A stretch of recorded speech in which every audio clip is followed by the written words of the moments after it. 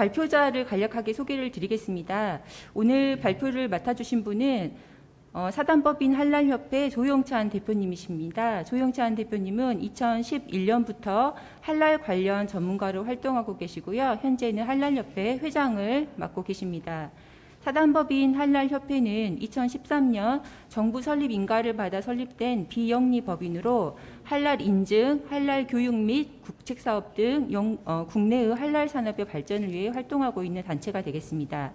특히 최근에는 글로벌 한랄 인증 기관인 이판카와 함께 한랄협회 상호 간 동시 인증 시스템을 구축하여 국내 기업들의 이슬람 시장 진출을 적극 지원하고 있습니다. 오늘 이 콜로키움은 거리두기 및 철저한 방역 수칙을 준수하여 진행이 된 점을 먼저 말씀드리겠습니다. 오늘 연사이신 조영찬 대표님 모시고 콜로키움을 본격적으로 시작하겠습니다. 네, 안녕하세요. 방금 소개를 받은 조영찬 한랄협회 회장입니다. 오늘 GCC 국가연구소에서 초청을 해주신 거 일단 감사하게 생각을 드리고요. 오늘 저희가 발표할 주제가 포스트 코로나하고 한랄 산업에 대한 연관성에 대해서 말씀을 드리는 장소입니다. 그래서 실제로 지금 코로나 때문에 다들 고생을 많이 하고 계시고 우리 학계뿐만 아니라 산업계 전반적으로 다 여러 가지 문제에 맞서서 지금 대응을 하고 있는데요. 그래도 다행히 지금 1차 접종이 한국에도 1,000만 명 정도가 이미 넘어섰고 아직은 조금 부족하지만 올 하반기 정도면은 많이 백신을 맞을 거고요. 또 코로나는 점차적으로 통제가 될 것 같습니다. 그래서 우리가 이제 생각하는 거는 향후에 포스트 코로나에 대한 대비를 해야 되는데요. 저희가 하고 있는 그 한랄 산업 부분에서는 어떤 쪽에 관심을 가지고 있고 또 앞으로 한랄 산업에서는 코로나 현재 어떤 문제를 가지고 있고 앞으로 어떻게 대응을 해서 진출할 것인지 그 부분을 오늘 집중적으로 같이 얘기를 하도록 하겠습니다. 일단은 코로나라는 것 때문에 다들 많이 고통도 받으셨고 또 많이 힘드실 거예요. 그래서 가급적 오늘 우리 주제가 코로나이긴 하지만 코로나에 대한 직접적인 얘기는 최대한 안 하도록 하겠고요. 코로나와 관련된 산업적인 측면으로 말씀을 드리도록 하겠습니다. 먼저 우리 코로나19가 잠깐만요. 공유 하나 더. 네. 지금 코로나19로 인해서 전반적인 트렌드 변화에 대해서 간단히만 살펴볼 건데요. 실제로 이미 여기 계신 분들이나 온라인상으로 접속하신 분들이 다 같이 공감을 하는 부분이기 때문에 이건 살짝 터치만 해도 될 것 같습니다. 코로나 이후에 제일 큰 게 우리 흐름이 바뀌었다고 얘기를 하잖아요. 그래서 전체적으로는 개인주의가 좀 강화가 됐습니다. 어쩔 수 없는 상황인 거고요. 그래서 지금 그 아래쪽에 빨간 글씨로 PT 화면을 보시면 이렇게 개인주의화 된 게 과연 이슬람, 무슬림 또는 할랄 산업에는 어떤 영향을 줬을지를 제가 고민을 해본 건데요. 이건 좀 아이러니컬하게 코로나가 있기 전까지는 전 세계적으로 이슬라모포비아가 굉장히 확산되고 있었습니다. 특히나 이민자들에 의한 유럽에서의 무슬림을 기피하는 현상이라든지 호주에서도 그런 게 있었고요. 국내에도 어느 정도는 그런 비슷한 기조가 있었습니다. 그런데 다행인지 불행인지 코로나로 인해서 이런 시위, 데모할 수 있는 환경 자체가 거의 없어지면서 반사적으로 이슬람에 대한 또는 무슬림에 대한 깊이가 전체적으로 약간 희석이 되는 상황입니다. 그래서 지금은 엄밀히 말하면 이슬람이나 무슬림을 더 좋아한다, 더 긍정적으로 평가한다기보다는 아예 관심 자체가 많이 낮아졌다라고 보실 것 같아요. 그래서 이 이후에 코로나가 어느 정도 통제된 이후에는 또다시 시작될지 아니면 지금 낮아진 이게 긍정적인 반응으로 우리가 좋게 끌고 갈지는 앞으로 좀 두고 봐야 되는데요. 그런 부분은 약간 두 개 연결되어 있다고 보실 수가 있고요.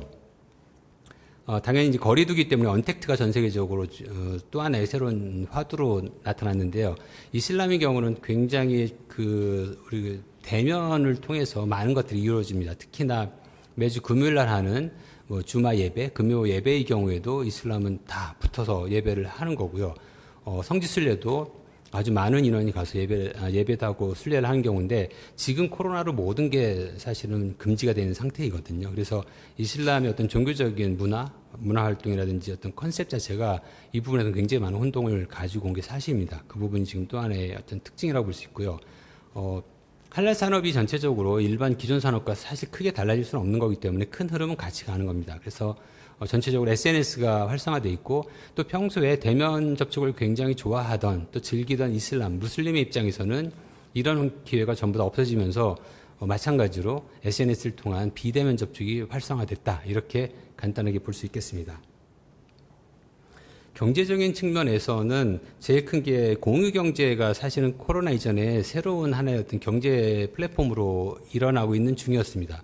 그중에 우리가 알고 있는 것처럼 소카와 같은 브랜드를 가진 공유 차량이라든지 또는 최근에 젊은 분들이 많이 이용하고 있는 공유 킥보드, 공유 자전거.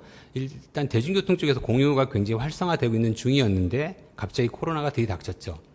그것 때문에 이 공유 차량의 문제는 굉장히 좀 그 사이에도 등당이 많았던 걸로 저희가 판단이 됩니다. 왜냐하면 코로나 초기에는 다른 사람에 의해서 혹시라도 감염이 될까 해서 공유 자전거, 공유 킥보드를 거의 안 쓰려고 했거든요. 그런데 어느 정도 시간이 지나면서 그런 단순한 접촉 가지고는 감염이 안 된다는 걸 우리가 학습을 하게 됐어요. 그 이후에는 또 지금은 아주 활성화돼서 공유 킥보드를 많이 쓰고 있습니다. 한 6개월도 안 되는 사이에 새로운 트렌드가 또 생겨난 거죠. 그래도 전체적으로는 대중교통을 기피하는 현상은 아직도 마찬가지입니다. 어쩔 수 없이 대중교통을 타고는 있지만 그걸 통해서 혹시라도 모를 코로나 확산에 대해서는 걱정을 하고 있는 거죠. 그래서 차량에 대한 판매가 그 이후로 오히려 조금 더 늘어났다는 통계도 나오고 있습니다. 전체적으로는 공유경제가 활성화되려고 하는 시점은 이슬람도 마찬가지였는데 코로나로 인해서 현재는 주춤거리고 있다. 이렇게 보시면 되겠고요. 그 이후에 나머지 이커머스를 통한 온라인 마케팅 활성화되고 있고 모든 것을 집에서 해결하는 트레이닝을 포함해서 그런 부분은 할랄 또는 무슬림 사회하고 우리 그냥 비무슬림 사회하고 큰 차이가 없기 때문에 간단하게 터치만 하고 넘어가겠습니다. 저희가 할랄 산업 얘기를 할 건데요. 할랄 산업이 아까 말씀드린 것처럼 전체적으로 우리 그 기존의 전통적인 산업과 달라질 수도 없는 거고 결국 같은 흐름을 가긴 할 겁니다. 그리고 전체 무슬림 인구가 약 18억 명이니까 전 세계 인구 약 4분의 1 정도를 저희가 예산을 하는데요. 어쨌든 할랄이라고 하는 커다란 이슬람 시장도 큰 시장과 같이 움직이지만 그 중에서도 굳이 너무 앞서다고 하거나 또는 너무 안 되거나 다른 각도로 고민할 것들이 꽤 있습니다. 그래서 오늘 이 자리에서 제가 모든 산업을 다 망라할 수는 없지만 몇 가지 한 서너 가지 정도의 산업군을 대표로 해서 몇 가지 같이 관심 가질 만한 소스 위주로 찾아보도록 하겠습니다. 제일 먼저 나오는 게 물론 식품 산업 또는 외식 산업이라고 얘기를 하는데요. 먹는 거에 대한 산업입니다. 그래서 현재 우리가 어떤 상황인지를 그 네모칸에 저희 몇 가지의 키워드를 가지고 만들었는데요. 이 부분은 다 아시는 거기 때문에 간단하게만 터치를 할게요. 일단 외식업, 우리가 말하는 식당, 국내에서 회사라든지 가족들이 가는 외식업은 거의 초토화된 상황이에요. 굉장히 많이 문을 닫았고 밑에 있는 숫자 113이 8개로 줄었다는 건 뭐냐면 이건 꼭 코로나만은 아니지만 코로나 이전에 약 3년 전에 한국에 있는 그 자연별곡 같은 한식 뷔페 식당의 개수입니다. 전국에 약 100여 개가 넘는 한식 뷔페 식당이 약간씩의 변화 때문에 조금씩 그 줄어들고 있었는데 코로나 이후에는 완전히 직격탄을 맞았어요. 그래서 최근에 8개, 전국에 8개밖에 안 된다고 하는 거라고 보면 한식 뷔페 식당은 거의 이제 없다라고 보셔도 됩니다. 특히나 일반 식당을 가는 것도 기피를 했는데 한식 뷔페 식당은 가서 마스크를 물론 쓰지만 얘기를 하면서 남의 음식을 서로 덜어서 먹는 시스템이잖아요. 그래서 극단적으로 외식에 대해서는 영향이 컸다라고 보시면 되겠고요. 거꾸로 이래서 도시락 같은 케이터링 쪽이 오히려 약간 살아나는 상황이고요. 가운데 있는 식품 산업은 저희가 대단히 조심스러운 말씀이지만 식품 산업은 코로나 이후로 아주 화랑입니다. 왜냐하면 외식업이 안 되고 또 놀러를 못 가는 것 때문에 대부분의 많은 소비자들이 이거는 국내, 해외 또는 이슬람, 비이슬람 망라하고 똑같습니다. 전부 다 집에서 먹는 그 식품의 양이 굉장히 많아졌고요. 그래서 식품을 사는 완제품이라든지 또는 식품 소재라든지 밀키트 같은 HMR 같은 식품을 사는 이 시장은 엄청나게 컸습니다. 그래서 국내 식품 제조 회사들을 제가 직접 체크해 보면 아주 러프하게 대략 2배 이상의 매출을 올린 걸로 나옵니다. 작년에. 그러니까 대부분의 많은 산업체 또 같은 유사군인 외식업의 경우는 거의 존폐기로 있을 정도로 힘들어하는 분들이 많은데 그 외에 대부분 식품은 굉장히 화랑이다. 좀 아이러니하죠. 이 식품 산업은 국내 내수뿐만 아니라 해외 수출도 마찬가지로 굉장한 폭으로 증가했습니다. 왜냐하면 전 세계가 똑같이 식품을 먹는 율이 많아졌기 때문에 수출도 잘 되고 있습니다. 그래서 식품은 조금 특이하게 잘 올라가고 있다 이렇게 보시면 되겠고요. 반려동물은 그렇게 우리가 여태까지는 크게 생각 안 했는데 뭐 문화적으로 많이 나온 얘기지만 집에 머무르는 시간이 많아지면서 한국의 경우에도 반려동물, 우리 예전에 애완동물, 반려동물에 그 새롭게 입양을 하는 분도 많고 저 문화가 굉장히 갑자기 올라온 건 맞습니다. 이렇게 전체적으로 식품 시장이 올라가고 있을 때 과연 한랄의 경우, 한랄이라는 관점에서 식품 시장 어떨지를 봤을 때 마찬가지로 온라인 마켓은 한랄 쪽도 관심이 많이 있기 때문에 똑같이 오프라인보다는 온라인으로 옮겨가고 있다고 보시면 되는 거고요. 조금 아까 말씀드린 반려동물의 경우도 아시겠지만 이슬람은 개는 기르는 것을 기피합니다. 물론 절대로 안 된다기보다는 아주 꼭 필요한 경우는 개를 기를 수 있죠. 그래서 예를 들어서 경찰견이나 마약 탐지견 아니면 어떤 시각장애인의 안내견 같은 경우는 있을 수 있지만 그 외에 일반적으로 우리 반려란 개념으로의 개는 기르는 걸 굉장히 기피를 합니다. 대신에 고양이는 굉장히 많이 기르죠. 그래서 이슬람 사회에서의 고양이는 아주 그 흔한 반려동물인데요. 이게 많아진 것과 관련돼서 최근에 또 문제가 되는 거는 반려동물이 먹는 식품, 우리 사료인데 이 식단까지 생겼다고 되어 있어요. 한국의 경우는요. 이런 경우에 이런 것들에 대한 할랄 여부까지 체크를 해야 되느냐는 거는 이제 새롭게 나오는 주제 중에 하나입니다. 아직은 아주 초반이기 때문에 반려동물이 먹는 식품은 할랄이어야 된다. 또는 그것까지는 할랄을 따질 필요가 없다라는 거 아주 이렇게 서로 논란의 중심에는 아직 안 왔는데요. 시작은 됐다라고 보시면 되겠고요. 이거와 관련해서 조금 깊게 말씀을 드리면 가축 사료의 할랄을 따져야 되느냐 이 부분은 굉장히 좀 기술적 어려운 문제입니다. 오늘 여기 참석하신 분들이 대부분 좀 할랄에 대해 이미 충분한 정보를 갖고 계신 분들이기 때문에 그 부분을 감안하고 말씀을 드리면 우리가 보통 이슬람 쪽에서 할랄이냐 아니냐 따질 때 할랄 애니멀부터 따집니다. 그래서 우리가 알다시피 소, 양, 닭, 오리 이런 동물들은 일단 할랄 애니멀이죠. 할랄 애니멀로 범주에 넣으면 되고요. 그럼 이 고기들을 먹을 수 있는지는 우리가 산업적으로 구분할 때 할랄 미트로 다시 구분을 하는데요. 그럼 우리가 소를 잡은 게 할랄 미트냐? 몇 가지의 요건을 또 더 추가를 해야 되죠. 그래서 보통 이슬람식 도축이라고 하는 방식에 따르는지를 봐야 되는데 보통 저희가 다비야 또는 자비야라고 해서 다비야 방식에 의한 도축 도계를 했느냐를 따졌을 때 그렇게 해서 얻어진 육류면은 우리가 할랄 미트라고 얘기를 할 수 있죠. 근데 여기에 사실은 이론적으로 한 가지가 더 있습니다. 그 동물을 기를 때 사료라든지 걸 먹이는데 그 사료가 과연 할랄이었는지를 따집니다. 그래서 대부분의 할랄 표준을 보시면은 동물을 기를 때 우리가 목장이나 또 양계장에서 동물을 기를 때 할랄 사료를 먹였는지를 따지도록 돼 있어요. 표준을 볼 때는. 그런데 왜 이게 문제가 되냐면 예를 들어 잡식성인 닭을 기준으로 했을 때 닭은 사실 아무거나 다 먹습니다. 근데 극단적인 얘기로 닭한테 비할랄, 하람 사료를 먹였다. 예를 들어서. 그러면은 닭은 당연히 먹겠죠. 그럼 이 닭고기를 우리가 할랄 미트라고 할 수 있냐는 거죠. 살아있는 닭은 할랄 애니멀이 맞습니다. 근데 그 닭을 이슬람 방식으로 잡았다고 가정을 하고 그럼 그 할랄로 잡은 그 닭고기는 할랄 치킨 미트가 될 수 있느냐는 부분은 쉽지가 않아요. 왜냐하면은 이거하고 비슷한 예로 저희가 동물에서 나온 분비물은 할랄이 아니죠. 그래서 예를 들어서 닭똥, 개분이라고 해요. 개분의 경우는 당연히 할랄이 아닙니다. 그럼 어떤 농장에서 개분을 비료로 써서 사과나무를 길렀다는 예를 많이 듭니다. 그럼 이 개분은 땅속으로 들어가서 뿌리를 통해서 흡수가 되는 거고요. 그 양분이 위로 올라가서 나중에 아주 맛있는 사과가 열릴 거예요. 그럼 그 사과를 우리가 할랄로 볼 수 있느냐? 이거의 상당 부분의 양분은 그 개분에서 나온 거거든요. 이 경우에 일반적으로 얘기하면 다 할랄로 인정을 합니다. 왜냐하면 그 땅에 비료를 줬던 그 개분은 분명히 허용되지 않는 거지만 이게 내려가서 화학적인 과정을 거쳐서 뿌리를 통해서 올라갔을 때는 완전히 새로운 화학적인 물질로 탄생을 한 걸로 봅니다. 당연히 우리가 사과를 따서 과학적으로 아무리 실험을 해도 거기서 닭에 대한 유사한 성분을 찾을 수가 없거든요. DNA를 품안에서.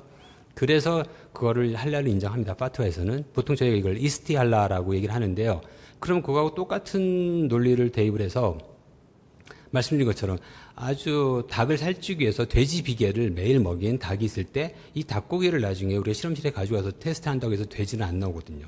그럼 이거 완전히 화학적으로 변성이 된 거기 때문에 그럼 이 닭도 할랄 미트를 할 수 있느냐라는 똑같은 논리로 나올 수 있습니다. 일단 논란의 소지는 있는 거고요.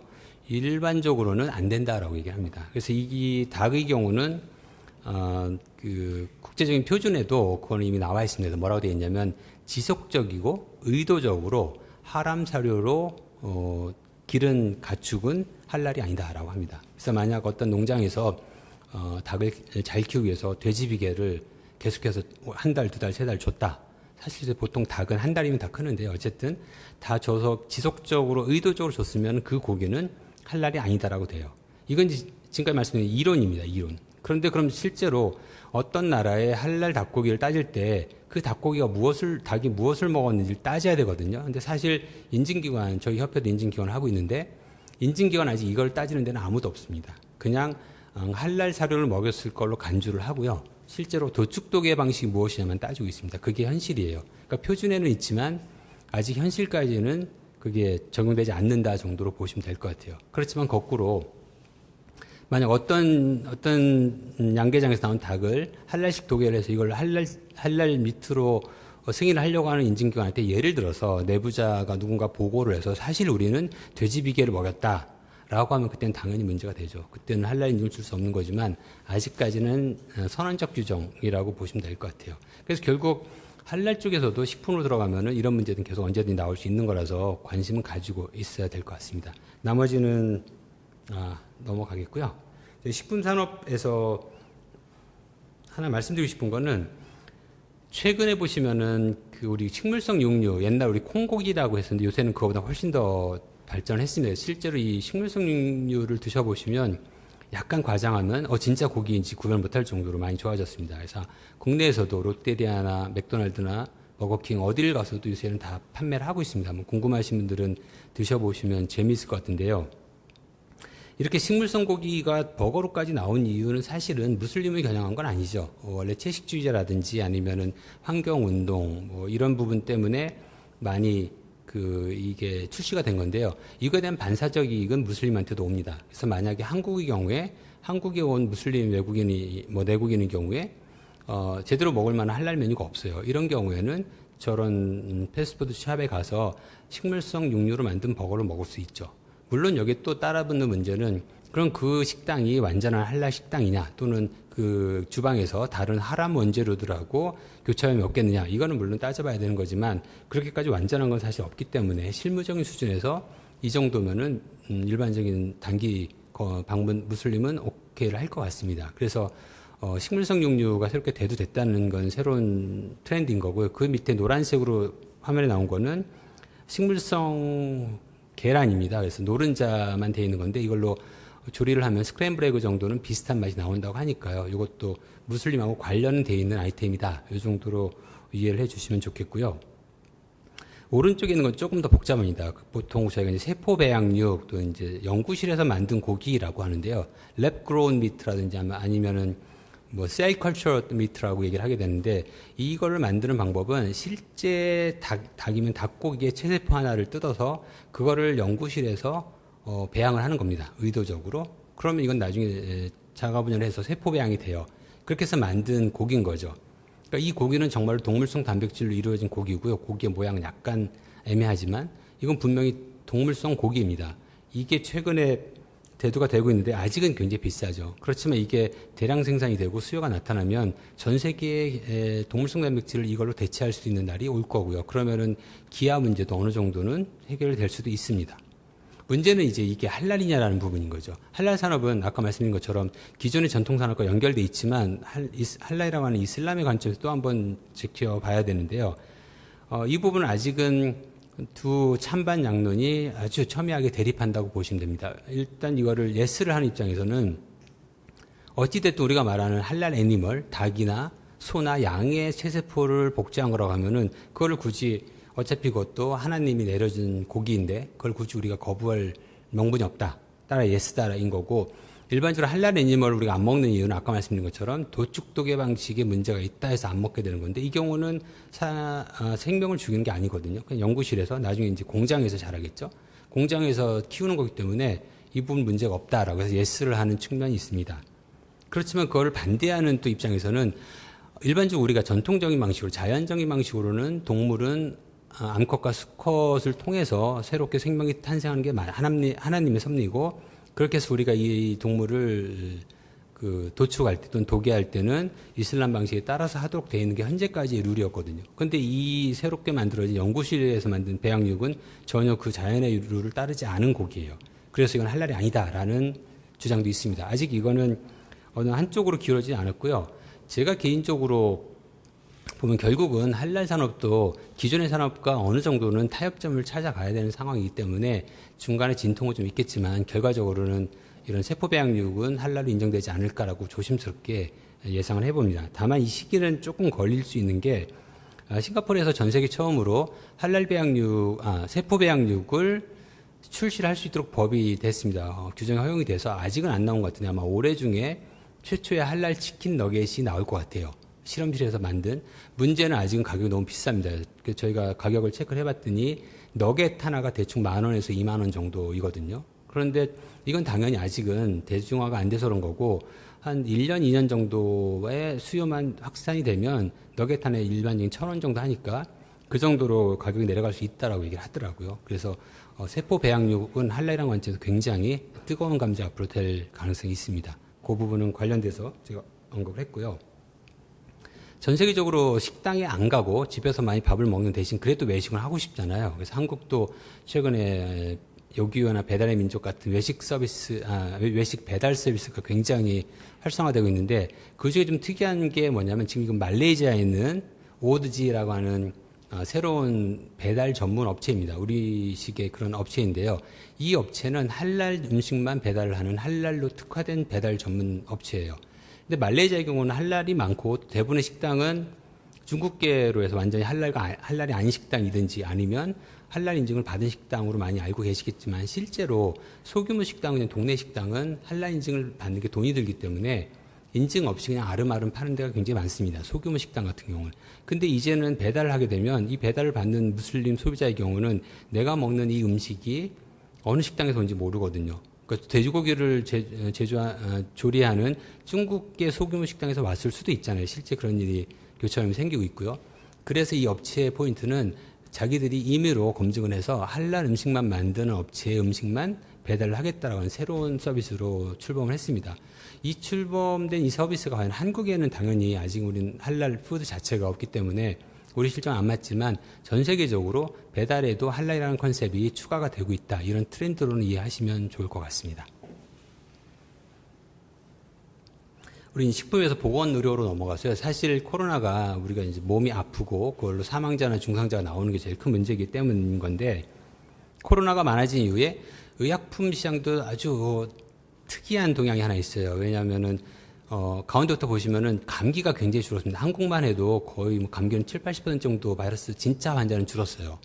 그게 다들 거리두기를 많이 하고 있고 개인위생을 철저히 하면서 감기는 엄청나게 줄었습니다. 근데 왼쪽 보시면 의약품에서 오히려 감기약은 OTC, 일반적으로 여러분이 사실 수 있는 OTC는 엄청 많아졌어요. 조금 두 개가 상충되는 상황인데요. 이렇게 보시면 될 것 같아요. 진짜 예전처럼 정말 감기가 중증으로 걸려서 꼭 감기는 대증요법이긴 하더라도 병원을 가서 약을 처방받는 그런 경우는 굉장히 줄었다. 실제로 감기 환자는 줄었기 때문에. 그런데 자기 스스로 자가 진단해서 조금 머리가 아프다거나 조금 이거 콧물이 난다면은 그냥 예전처럼 감기약을 먹는데 훨씬 더 빨리 일찍 자주 먹는 거예요. 혹시라도 불안하기 때문에 결과적으로 OTC 쪽에서의 감기약은 굉장히 늘었고요. 감기로 내원하는 환자는 굉장히 줄었다. 이런 큰 특징을 볼 수가 있고요. 당연히 코로나 때문에 개인 보호 장구, 우리 마스크 등등 이쪽도 굉장히 새로운 산업으로 올라와 있습니다. 그래서 마스크 제조업체도 많이 만들어졌고 또 그 이후에 많이 지금 어려움을 겪고 있기도 해요. 너무 과당 경쟁이 되기 때문에. 그럼 의약품 쪽에서 할랄은 어떤 관점에서 볼 수 있느냐? 일반적으로 의약품은 할랄에서의 그 우선순위는 굉장히 뒤로 밀려 있습니다. 의약품은 몸에 직접 들어오기도 하고 몸한테 영향을 주는 거라서 아주 많이 할랄에서 관심을 가져야 되는 부분인 건 맞아요. 그런데 우리가 할랄을 따질 때 대단히 큰 그 예외 조항이 있잖아요. 그래서 아주 긴급하고 꼭 필요하고 대안이 없을 경우에는 하람이 아니라 다른보다 더한 것도 우리가 억셉트를 하도록 되어 있거든요. 우리의 목숨이나 건강이 더 중요하기 때문에. 그래서 의약품은 대부분 관심 밖이었습니다. 근데 아주 빨라도 5년이 안 된 최근에 들어와서야 동남아를 시작으로 OTC, 일반 의약품부터라도 할랄화 하자라는 게 정부 주도로 좀 시작이 됐고요. 그래서 감기약이나 진통제 쪽으로 OTC가 시작이 되고 있었던 상황입니다. 그런데 지금 코로나가 되면서 사실은 그것도 아주 어려워졌죠. 전 세계 산업 자체가 조금 힘들고 있는 상황이기 때문에 어쨌든 우리가 의약품을 하게 되면 할랄 관점에서는 어디까지를 우리가 할랄로 통제를 할 수 있는지 그 가이드라인을 정하는 게 굉장히 어려운 문제다. 일단 이렇게 이해하시면 되겠고요. 밑에 의료관광은 우리 한국은 굉장히 많이 의료관광이 들어왔습니다. 실제로 한국의 의료시설이 좋기 때문에 중동 쪽에서 수술이라든지 이런 큰 치료를 하기 위해서 들어오는 분들도 있었고요. 또 이슬람에서 일반적으로 성형수술, 미용 목적의 성형수술은 권장되지는 않기 때문에 사실 자국에서 하는 게 조금 애매했어요. 그래서 한국에 우리 강남에 많이 있는 성형수술 병원 등을 해서 무슬림뿐만 아니지만 무슬림도 굉장히 많이 들어와서 성형수술을 받고 나갔거든요. 그래서 우리가 메디컬 투어의 별도 섹션으로 봐서 우리가 많이 연구도 하고 추진도 했었는데 실제로는 코로나 이후로 외국인이 들어온 게 거의 끊어지면서 이 의료 관광, 특히 무슬림을 대상으로 한 의료 관광조차도 현재는 좀 어려운 상황이다. 이렇게 보시면 될 것 같고요. 의료와 관련돼서 다음 장면을 보시겠습니다. 저희가 제일 어렵게 생각하는 게 백신의 경우에 과연 할랄이 필요한지에 대한 건 예전부터 얘기 나왔어요. 그래서 근데 조금 전에 말씀드린 것처럼 예외에 대한 그게 많기 때문에 일반적으로 크게 이슈화 되지 않았습니다. 근데 코로나가 되면서 정말 뜨거운 감자가 된 거죠. 그리고 화면에 보시면 제일 왼쪽 위에 있는 사진은 뭐냐면요. 인도네시아 얘기인데 지금 사진에 나와 있는 분이 아민이라고 현재 부통령입니다. 이분이 과거에 인도네시아 무슬림 협의회 MUI의 총재를 했던 분이거든요. 그래서 현재는 부통령으로 가 있는데 이분은 당연히 종교 쪽을 많이 대변하는 사람이기 때문에 코로나 초기에 얘기를 했죠. 할랄 백신은 코로나 백신은 할랄이어야 된다라고 일단 얘기를 했습니다. 그리고 나서 인도네시아는 그때 백신이 아직 나오기 전이니까 할랄로 확인된 백신이 아니면 나는 안 맞겠다라고 하는 게 굉장히 광범하게 퍼졌어요. 그러니까 인도네시아 정부로서는 굉장히 큰 문제죠. 백신을 빨리 맞아야 되는 상황이었으니까 아직 백신이 개발 단계에 있는데 그래서 중간에 또 뭐라고 했냐면 아니다. 그냥 맞아도 된다. 왜냐하면 백신은 할랄 여부를 따질 정도로 그거보다는 더 중요하다. 긴급하다라고 했었죠. 그래서 국민들이 또 거기에 수긍하려고 하니까 일부 그 이슬람이 좀 원리적인 사람들은 이 부분을 굉장히 비판을 많이 했어요. 그러니까 다시 오른쪽 위 사진 보시면 조코 위도도 인도네시아 대통령이 또다시 립서비스를 합니다. 우리나라에서 나오는 백신은 반드시 할랄이어야 된다고 또 선언을 합니다. 그러니까 국민들은 굉장히 어려웠던 거죠. 헷갈리는 상황인데 이게 지금 제가 이제 라운드 1을 얘기하는 건데 이 당시에는 사실 이미 정답이 나와 있었어요. 왜냐하면 그 밑에를 보시면 이건 몇 년 전인데요. 코로나가 나오기 몇 년 전에 인도네시아에서 똑같이 어떤 스캔들이 있었냐면 홍역 백신에 젤라틴 같은 게 들어가 있어서 하람 물질이 들어있다라는 게 알려졌습니다. 그래서 아주 많은 엄마 아빠들이 우리 아이 그럼 홍역 백신 안 맞히겠다라는 운동이 일었고요. 그러면 홍역이 굉장히 크게 확산된 문제가 되잖아요. 그래서 결국은 다시 인도네시아 언론에 따르면 뭐라고 했냐면 홍역 백신에 그 하람 물질이 들어있는 건 맞다. 그런데 무슬림이 그거를 맞아도 된다라고 MUI가 다시 선언을 합니다. 왜냐하면 보건을 확보하는 게 더 중요하기 때문인 거죠. 그래서 어느 정도 이건 라운드 1에서는 일단락이 되는가 싶었습니다. 그런데 실제로 다음 페이지 보시면 할랄에 대한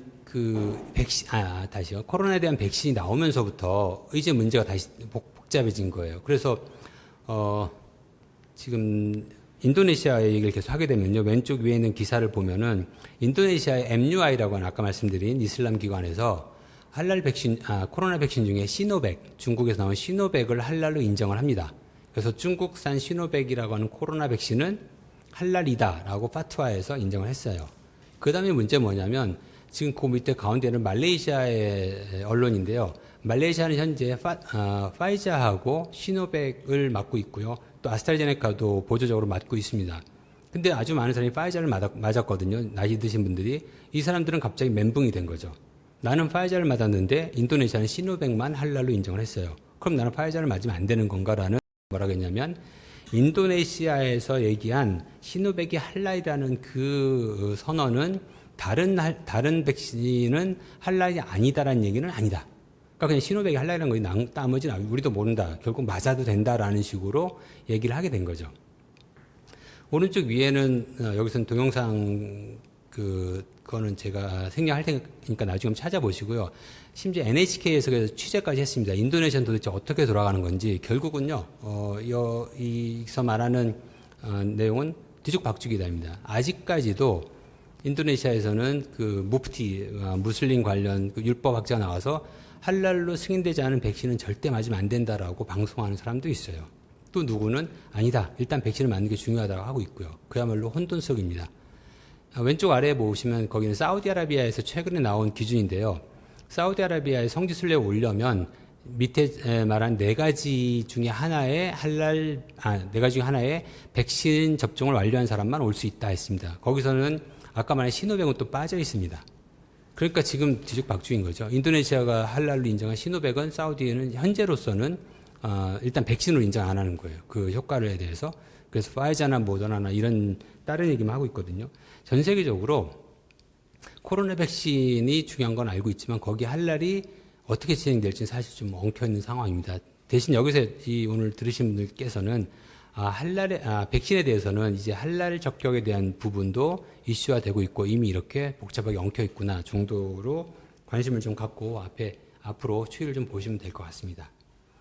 보건 관련돼서는 이 정도로 넘기겠고요. 다음에 관광 여행 쪽인데 관광 쪽은 아주 산업이 굉장히 악화가 되어 있습니다. 그래서 이 부분은 너무 힘들기 때문에 그냥 그렇게 같이 공감하는 정도로 하시고요.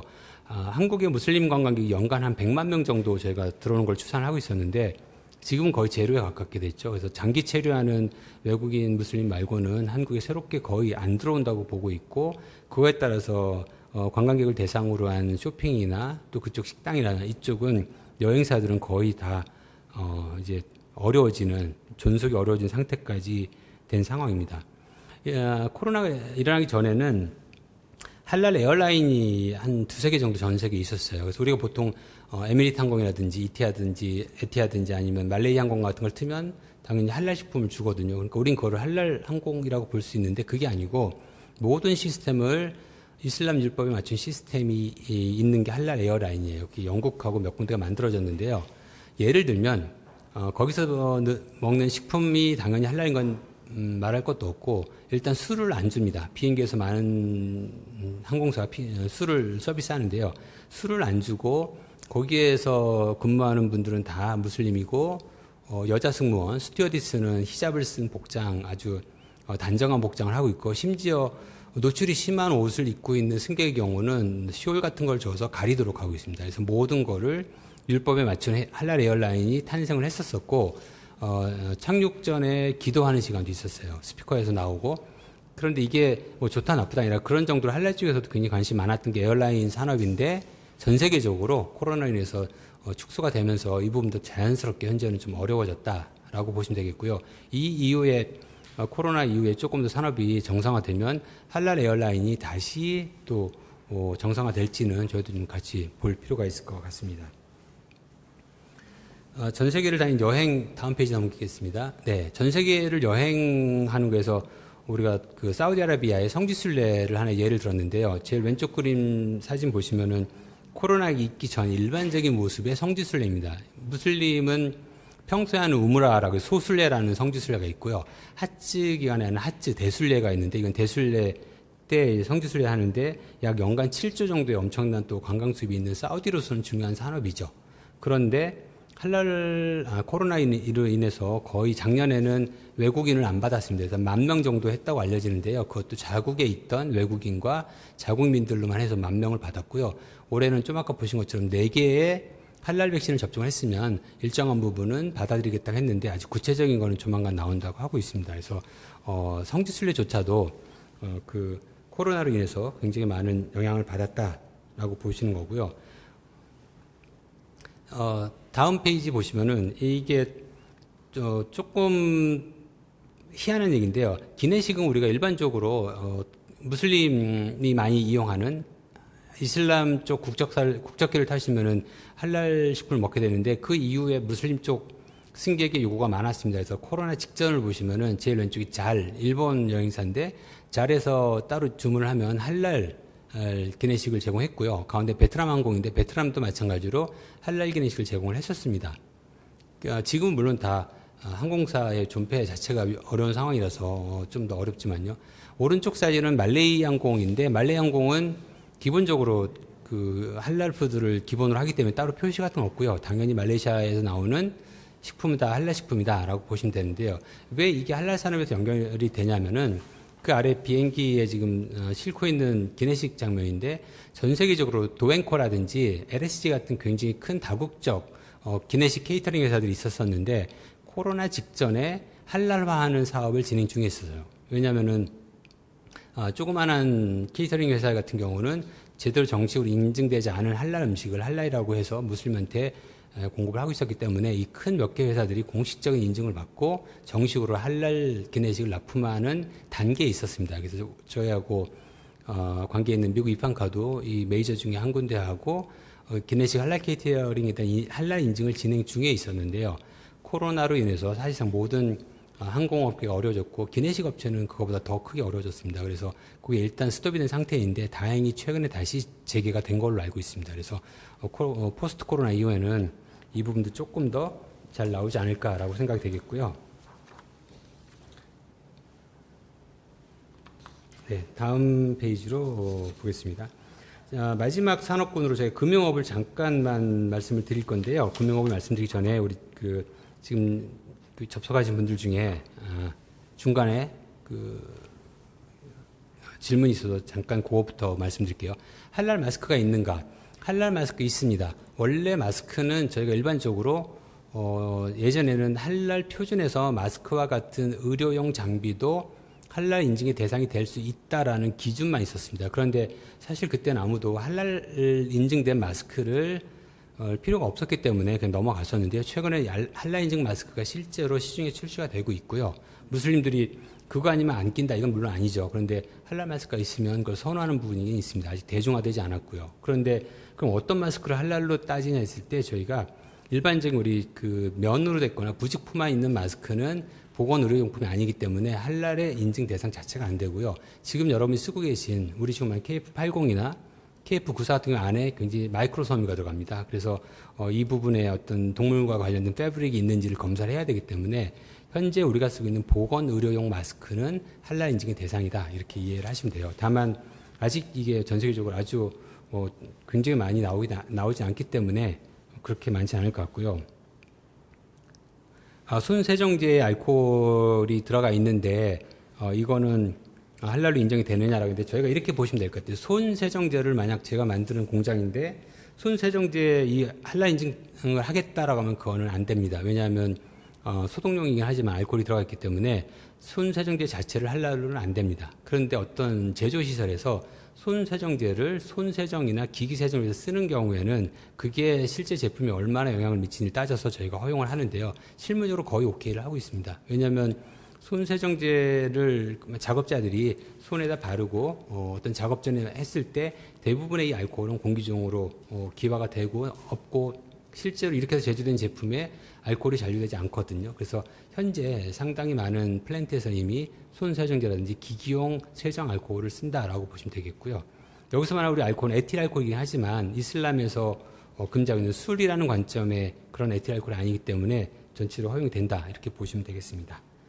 네, 그럼 다시 질문에 대한 간단한 답변을 마치고요. 마지막 업인 금융업으로 갈 텐데요. 이 외에도 많은 우리 산업군은 있지만 오늘 시간에서는 여기까지가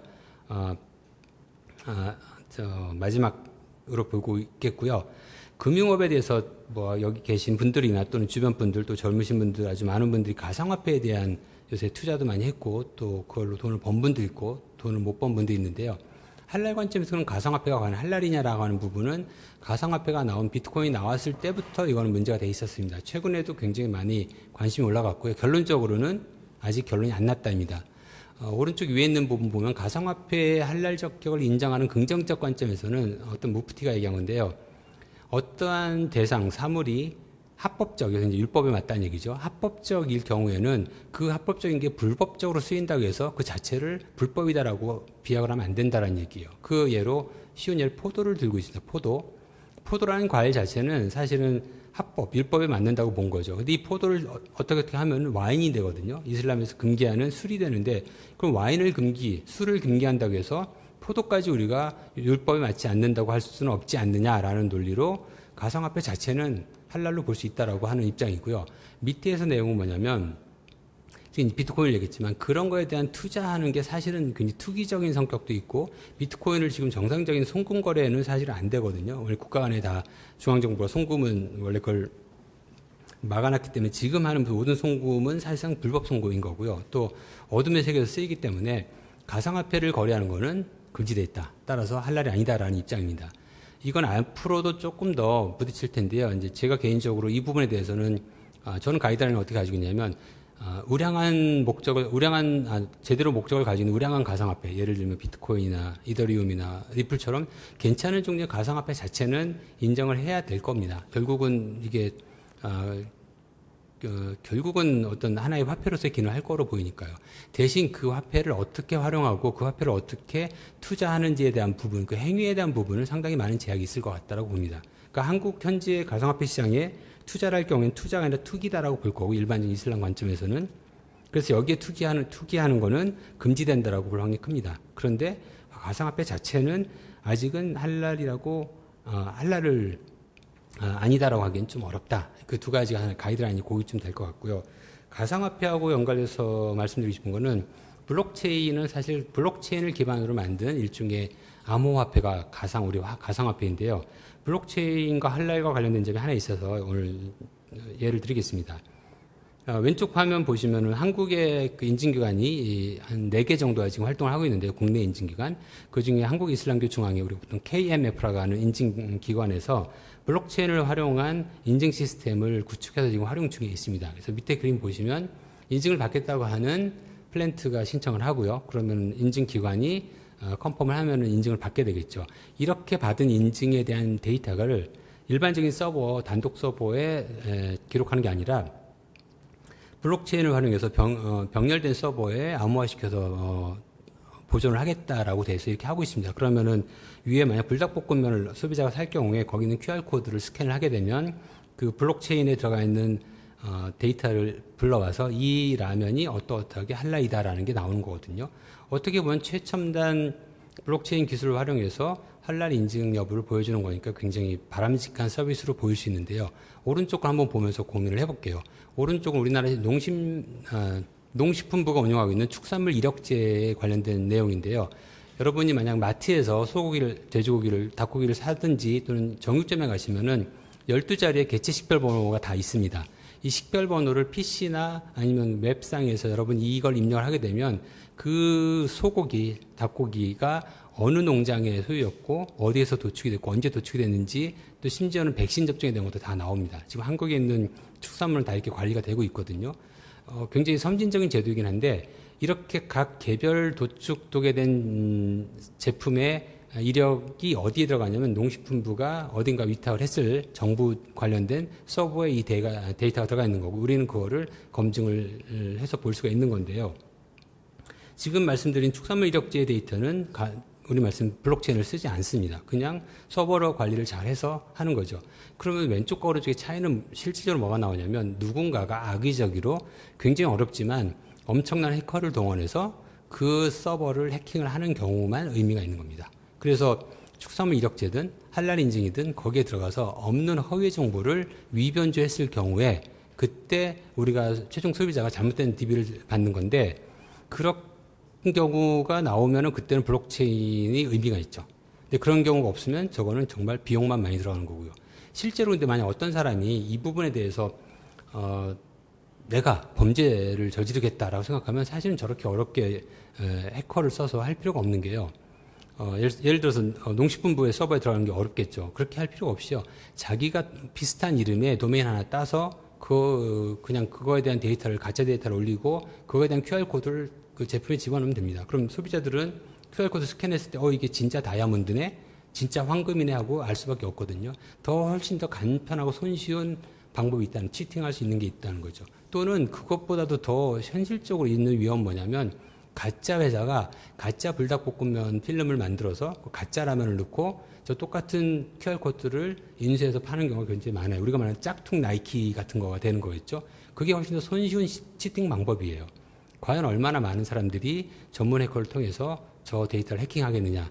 이 부분에서는 좀 고민의 여지가 있다는 얘기죠. 왜 이걸 고민해야 되냐면 실제 한국에서 이 KMF의 우리나라에서는 제일 큰 인증 기관입니다. KMF의 인증을 받을 때 나는 저 블록체인 암호화된 시스템을 해서 저 QR코드를 받겠다라고 하면 거의 2배의 인증료를 내야 돼요. 2배의 인증료를 내면서까지 저 QR코드를 받아야 되는 상황이기 때문에 과연 이게 얼마나 현재 할랄 산업에 직접적으로 필요성이 있는지는 조금 더 냉정하게 고민을 해봐야 되겠다라는 생각인 거고요. 지금 한국의 한 페이지 더 돌리겠습니다. 한국의 할랄 앞으로 어떻게 될 거냐, 당연히 그냥 더 열심히 해야 되는 거고요. 포스트 코로나를 대비해서 가야긴 해야 되는데 최근에 이미 한국 특히 전 세계적 할랄 인증의 변화는 많이 생기고 있었어요. 글로벌 스탠다드를 아직은 완전하게는 안 돼 있지만 그래도 어느 정도 큰 틀에서는 글로벌 스탠다드를 향해서 나아가고 있습니다. ISO라고 하는 시스템을 벤치마킹해서 가고 있기 때문에 조금 더 체계화됐다고 보시면 되겠고요. 아까 중간에 질문하신 것처럼 알코올에 대해서도 예전보다는 조금 더 그 제한폭을 넓히고 있습니다. 특히 한국이 많이 쓰는 산업용 알코올, 주정에 대해서는 조금 더 허용하는 쪽으로 약간씩 바뀌고 있기 때문에 좀 더 기업 친화적인 방향으로 가고 있다 생각하시면 되겠고요. 곤충에 대해서도 원래 이슬람에서는 메뚜기를 제외한 곤충은 다 금지가 되어 있습니다. 근데 이미 식품업계에서는 코치닐이라고 하는 우리가 보통 붉은색 음료에는 다 들어가 있을 거예요. 나중에 한번 라벨 보시면 코치닐 또는 카민이라고 써 있는데요. 붉은색 색소를 쓰는 대표적인데 이 코치닐이 실제는 곤충이거든요. 선인장에서는 곤충에서 나오는 색소인데 이건 이미 쓰고 있었고 너무 광범위하게 쓰기 때문에 이거는 실무적으로는 다 오케이를 하고 있었습니다. 그래서 약간 이 실무적인 쪽으로 트러블이 있었는데요. 최근에 개정이 된 말레이시아의 스탠다드 1500 MS1500 2019년 최신 버전을 보면은 곤충 관련된 얘기를 하면서 코치닐이 할랄이다 그런 얘기는 없는데요. 거기 뭐라고 했냐, 예전 같으면은 메뚜기를 제외한 곤충은 전부 안 된다라고 했는데 거기에 요새 단서가 있습니다. 그래서 파투아라든지 샤리아에서 오케이를 한 그런 곤충은 예외적으로 인정될 수 있다라고 해서 예외 조항을 넣었고요. 그게 사실은 이미 코치닐을 얘기하고 있는 거다. 이렇게 보시면 되겠고요.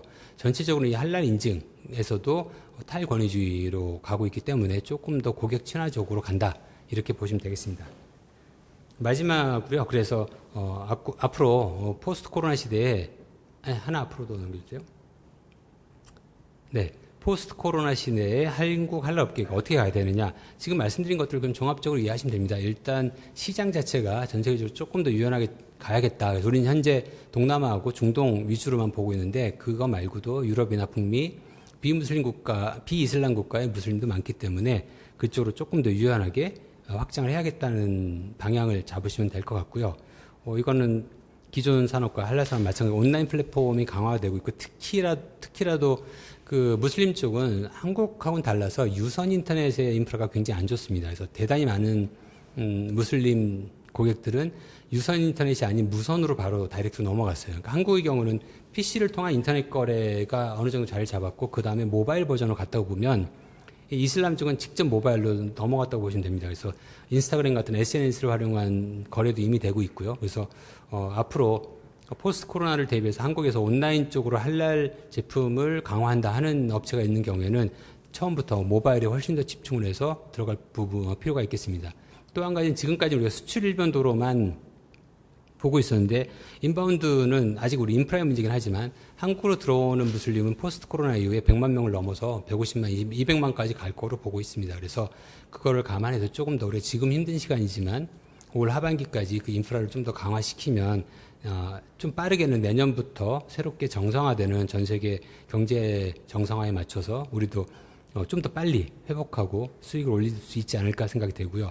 동시에 국내에도 약 20만 명 정도의 무슬림이 있기 때문에 국내 시장도 이제는 조금 관심을 가질 필요가 있습니다. 이 국내에 있는 무슬림들이 결국은 자국에 대한 홍보 역할을 하는 사람들이기 때문에 조금 더 우리가 눈을 넓혀서 국내 또 들어오는 인바운드까지 포함을 해서 관심을 좀 갖게 되면 아직은 힘들지만 포스트 코로나의 할랄 산업도 훨씬 더 두 발짝 도약할 수 있는 기회가 될 거로 생각을 하고 일단 오늘은 제 발표를 이렇게 마치겠습니다.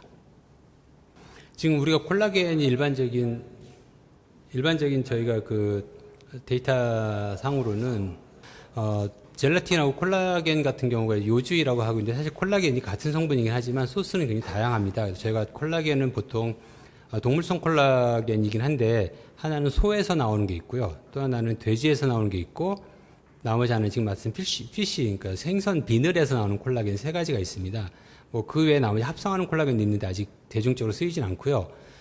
소에서 나오는 콜라겐의 경우는 할랄로 가능합니다. 다만 소에서 나오는 콜라겐은 소의 뼈라든지 소 우피에서 추출이 되는 거기 때문에 소가 당연히 살아있는 상태에서는 나올 수가 없죠. 그래서 그 소가 할랄 방식으로 도축이 됐을 경우에 가능합니다. 그래서 우리가 그거를 할랄로 도축된 소에서 나온 부산물로 만든 젤라틴, 그러니까 할랄 보바인 젤라틴의 경우에는 할랄로 인정이 되는 거고요. 그러면 화장품에 쓸 수가 있고, 근데 실질적으로는 돼지에서 나온 콜라겐, 젤라틴이 제일 많습니다. 그래서 돼지유래 콜라겐을 쓰면 안 되는 거고요. 할랄에서는.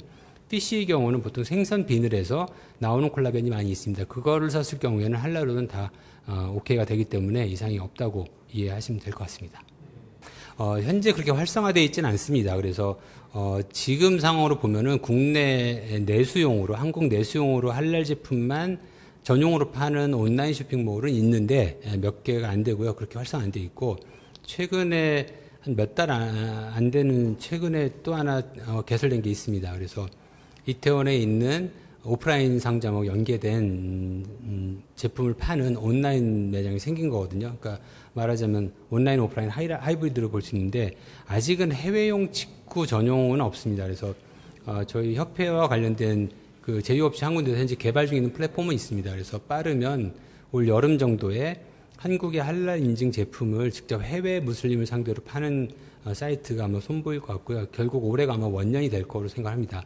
주의할 점이라고 하면 아무래도 한국은 비이슬람 국가고 또 한국에서 나오는 물건이 얼마나 할랄로서의 요건을 충족했는지에 대한 부분은 다들 궁금해하는 부분이거든요. 그래서 결국 그 누구와 운영을 하든지 간에 한국산 제품을 해외로 판매하는 사람의 제일 큰 거는 그 제품이 할랄로서 완전히 보장받을 수 있을 만한 그런 백데이터를 충분히 가지고 있어야 됩니다. 그래서 언제든지 무슬림 데이터가 구매하기 전에 또는 구매하는 후에 그 제품의 할랄 적격에 대해서 문의가 왔을 때 그걸 충분히 인증이라든지 공장 실사라든지 이런 부분들을 검증한 데이터를 제시할 수 있도록 준비를 하는 게 중요합니다. 제일 큰 문제는 언제나 무슬림 소비자가 구매한 물건에 할랄의 문제가 생겼을 경우에는 그 후에 생기는 그 트러블이 굉장히 크거든요. 그래서 그게 제일 중요하다고 보겠고요. 아직은 시행 초기이기 때문에 한 1, 2년 정도는 더 여러 가지 자충우돌 하면서 좀 업그레이드를 하면은 좋은 결과가 있을 것 같습니다. 시도는 많이 있었습니다. 저도 그런 시도를 했었고요. 그래서 실제로 국내에서 제일 프랜차이즈 식품 외식 쪽에서 제일 활성화되는 게 아무래도 치킨이니까요. 치킨 쪽의 오너급 분들하고 제가 직접 많이 접촉을 해봤습니다. 근데 쉽지 않은 부분이 여러 가지 있었던 게 하나는 치킨의 경우 원재료에 대한 제일 먼저 할랄 닭고기가 원활하게 공급이 돼야 되는데 이거는 닭과 계란 같은 얘기가 똑같습니다. 그래서 한국에서는 할랄 치킨을 쓰는 데가 아직은 대규모로 없기 때문에 할랄 도개장이 있긴 하지만 대규모 공급 능력을 가지고 있지 않아요. 그래서 할랄 공급을 할 수 있는 도개장하고 얘기를 하면은 수요부터 만들어 달라고 얘기를 하는 거고요. 할랄이 필요한 할랄 닭고기를 써야 되는 프랜차이즈 얘기하면 당장 내가 받을 도개장이 없다라는 것 때문에 사실 이 두 가지가 매칭이 계속 안 되고 있습니다. 그렇다고 한국에 있는 치킨 프랜차이즈에서 직접 도개장을 하는 경우는 거의 없기 때문에 이 두 개가 조금 미스매치인 상태가 있는 거고요. 또 한 가지 문제는 보통 치킨 프랜차이즈는 한국에 많은 1000개에서 1500개, 2000개 정도의 프랜차이즈가 있는데 이거 전체를 당연히 할랄로 한 번에 바꿀 수는 없어요. 일부는 바꾸고 일부는 바꾸지 않아야 되는데 만약 100개나 200개 정도의 매장에 대해서만 할랄 치킨화 할 수 있다고 하더라도 제일 큰 문제는 그거를 별도로 관리해야 되는 게 굉장히 어렵습니다. 특히나 그 개육, 닭고기의 경우는 대량으로 공급되기 때문에 자체 물류센터를 통해서 엄청난 양이 공급이 되고 있는데 그 중에 일부 코드를 따로 잡아서 그것만 할랄로 관리를 해야 되는 것 때문에 기술적으로나 비용에서 굉장히 큰 문제가 있었습니다. 그래서 아직까지는 좀 쉽지 않은 상황인 거고요. 한국에서는 그래서 할랄 메뉴를 할 수 있는 부분적이나마 할 수 있는 프랜차이즈가 아직은 조금 어려운 상태고 그렇지만 누군가 이 부분에 좀 더 선도적으로 나와서 조금 비용을 감수하더라도 진행을 하면은 장기적으로는 선점할 수 있는 좋은 산업인 거는 맞습니다. 그래서 저희도 조금 더 기다려야 될 것 같아요. 그거는요. 네, 그럼 플로어는 이제 질문이 없고요. 온라인상에 계신 분들도 질문이 없으면 이제 질의응답 이 정도 마치고요. 저는 여기서 인사를 드리고 진행하는 분께 넘기도록 하겠습니다. 감사합니다. 긴 시간 동안 콜로퀴움을 아주 중대한 내용들을 많이 다뤄주셔서 너무 감사의 말씀 전달드리겠습니다. 1시간 동안 참여해 주셔서 감사합니다. 콜로퀴움을 마치도록 하겠습니다.